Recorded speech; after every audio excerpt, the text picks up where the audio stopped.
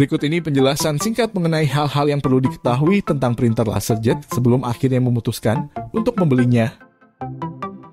Pertama, printer LaserJet itu mengkonsumsi daya listrik cukup besar meskipun unit yang dibeli termasuk ke dalam harga paling murah. Jika dibandingkan dengan printer inkjet, konsumsi daya listrik LaserJet bisa berkali-kali lipat. Tidak hanya itu, printer LaserJet memerlukan daya listrik besar saat mesin pertama kali dinyalakan. Lonjakan yang besar ini dapat menyebabkan MCB trip atau gagal sehingga listrik mati. Maka dari itu, dalam penggunaan LaserJet, setidaknya sambungan listrik yang kita gunakan minimal adalah 1300 watt. Untuk penggunaan yang aman, selain besar sambungan listrik yang disesuaikan, dalam penggunaan printer LaserJet, kita bisa menambahkan alat listrik berupa inverter, sehingga lonjakan tegangan secara mendadak dapat terhindarkan. Kedua, printer LaserJet ini tidak menggunakan tinta cairan, melainkan menggunakan bubuk toner yang sangat halus. Sistem cetaknya ialah, mesin akan menempelkan bubuk toner yang telah melalui proses perangkaian magnetis pada kertas. Lalu proses selanjutnya toner tersebut dipanaskan dengan sistem laser sehingga toner bubuk tersebut mencair dan menempel dengan kuat pada kertas.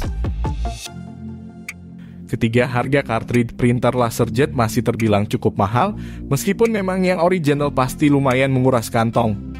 Jika dibandingkan dengan teknologi printer saat ini, dengan tinta tangki, tentu biaya cetak pada printer LaserJet sangat jauh lebih mahal.